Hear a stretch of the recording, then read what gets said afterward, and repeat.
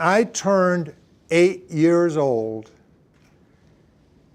I was thrilled because I was finally going to be able to serve Mass in the Catholic Cathedral in Lansing, Michigan. My brother had been doing this already for 2 or 3 years, and he trained me. And way back when I did this, you had to learn Latin, which I did. Mea culpa, mea maxima culpa. That first Mass was phenomenal. It was like I'm center stage in front of this huge cathedral. All the stained glass and candles. And of course, my whole family was there celebrating this first Mass that I served. I thought that was my purpose. I felt like this was truth. This was simplicity. This was love. After a while, my brother left after the 8th grade to go to the seminary. Up until then, I'd served every Mass with him. Now, I'm a loner. I'm on my own. One day I served Mass for Father Boyer. Father Boyer was probably the less talkative priest, which I liked when it came to sermons. But this particular day, he just felt strange to me, like something's going on. And he asked me to stay after the Mass. And we went into a small room off the sacristy. And he was very nervous. He was asking me if I'd be his friend. He said he was very lonely. The next thing I know, he's stroking me. I'm frozen. He undresses me, fondles me. He has me get face down. He puts his erect penis in my anus.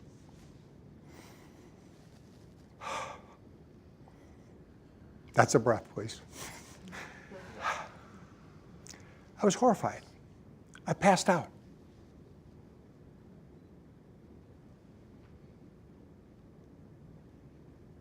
When I came to,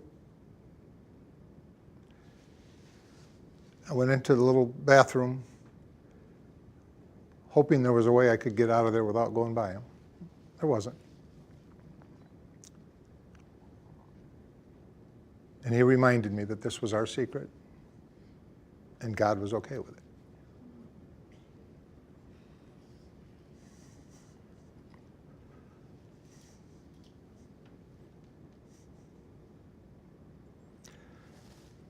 After my brother left, I had the 3rd floor of our house all to myself, which was an attic, unfinished attic, very steep stairs, so nobody else came up there but me, which was good because I isolated in there for days. Nobody really asked where I was. Finally, I asked my mom, or told my mom, what happened? She says, "Oh my God, son, I'm so sorry, but I think we will have to keep this secret. I'll ask your father, but I'm pretty sure that's what he's going to want to do." So a few days later, she comes back to me and she says, "Yeah, that's what your father says."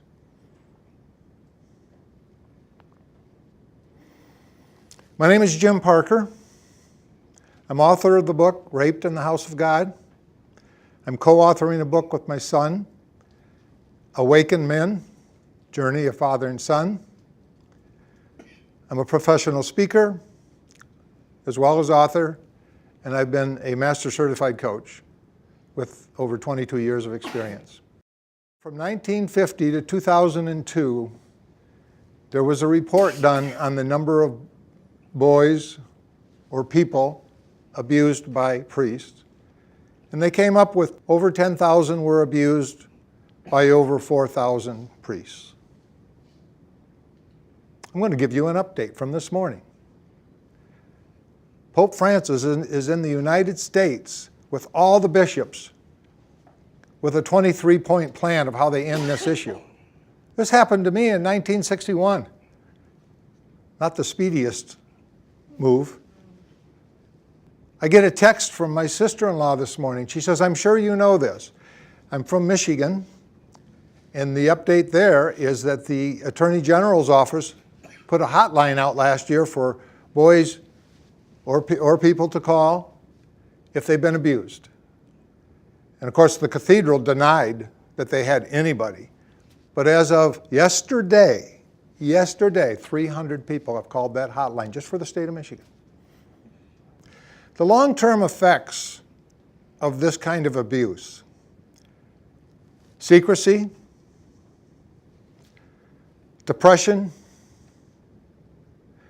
Many survivors take their own life. The pain is so great. There's depression,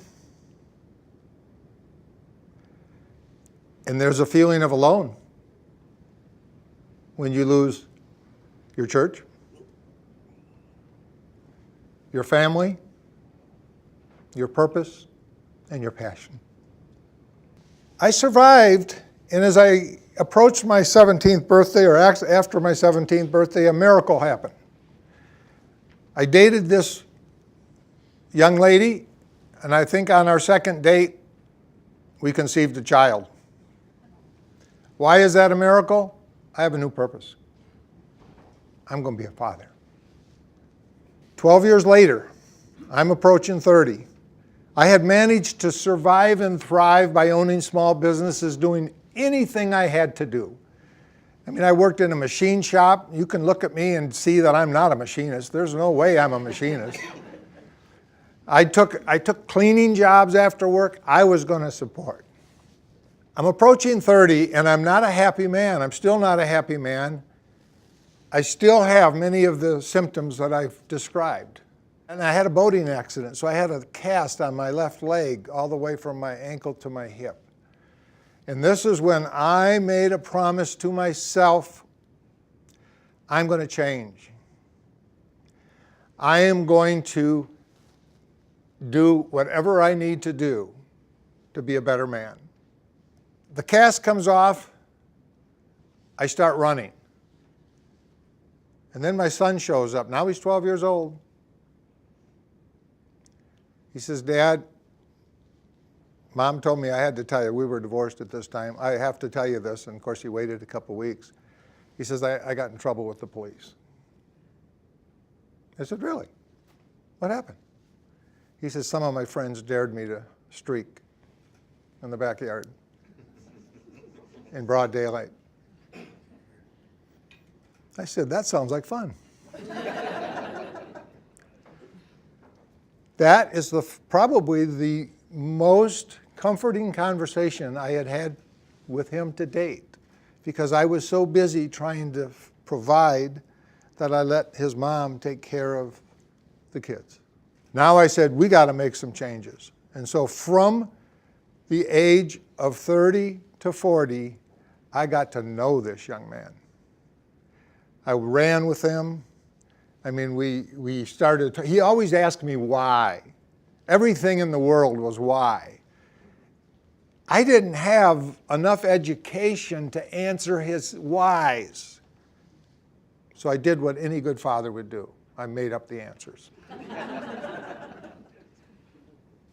As he turns 18 and goes off to college, I decided to up the ante. And I was looking at my bookcase and a book jumped off the shelf at me. Loving Relationships by Sandra Ray. And I read that book cover to cover in one day. And what I discovered is loving relationships start with ourselves. Well, if you put two and two together, you probably figure I didn't have very high self-esteem. So for me to read that was pretty powerful. There was a training just in a few months. I went to that training.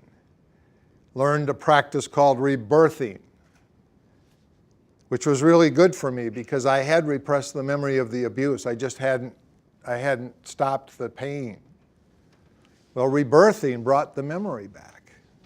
Just a few months after I joined, not just the weekend training, but a 6-month training. And in a rebirth, in the first couple months, that memory came up vividly. And I couldn't wait to call my mother. Unfortunately, I didn't get a different answer. She said, yes, we knew. You told us. So then I just thought, well, okay, I guess I got to get past this, whatever it takes. And so after this 6-month program that I was engrossed in and all that I was learning, I made the decision, right? I had a decision to make. I'm going to go back to Michigan after this 6-month program, or I'm going to go to India with Sandra Ray. India, here I come. I know nothing about India. All I know is I'm not ready to be done. So I go to India, and when I landed there, I was petrified based on the armed guards in the airport. And then when we got outside in a cab, because we were in a layover period, we got outside in a cab and all these were begging. And my heart just hurt. And I thought, what am I doing here? And I was with 2 other guys, and we went to we got a room so that we could rest before our continued flight to New Delhi. And I had a dream that has never left me. And believe me, there are nights that I dream, and the next morning I don't know what I dreamt. This one has never left me. The ashram that I was headed for, the divine is Babaji. He wasn't in body at this particular time, but his energy was everywhere. He came to me in a dream. It was like I was in a room like this, people in a party. And this person I thought I knew was walking towards me. I didn't know who it was. At first I thought it was somebody I met in a previous visit in Greece. And when he got to me, I realized it was Babaji, and he hugged me. And we merged as one.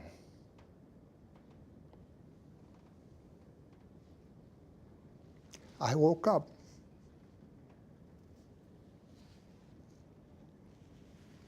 I was home.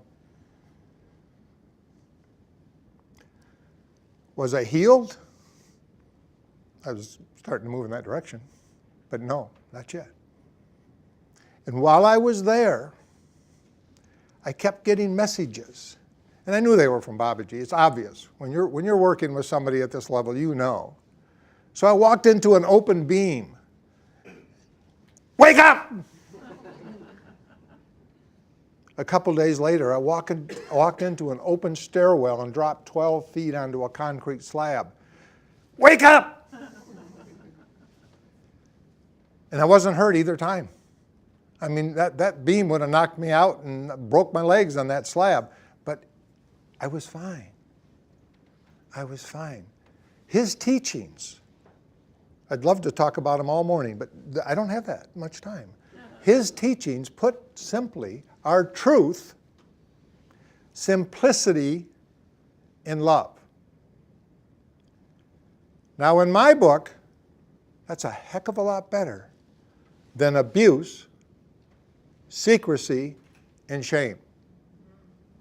For the next 4 years, I was learning, I was rebirthing, I was becoming a rebirther, I was helping others through whatever issues they had. And then I went back to India a second time just to reinforce what I knew and reinforce my hold on what I now know to be truth.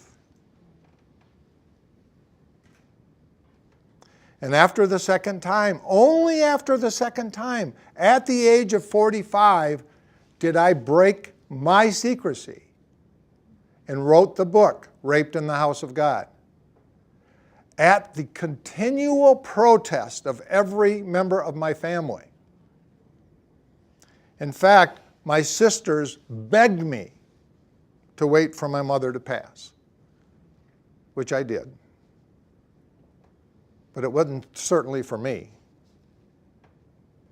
From then on, I have made my life purpose to be a voice, to be a support, and an advocate. Not just for altar boys, for anybody that suffers the horrendous act of sexual abuse or emotional abuse. I believe truth, simplicity, and love, along with the support I'm now receiving from my son since his birth, allows me to look back at that 12-year-old boy in 1961, and I prayed to him. Thank you.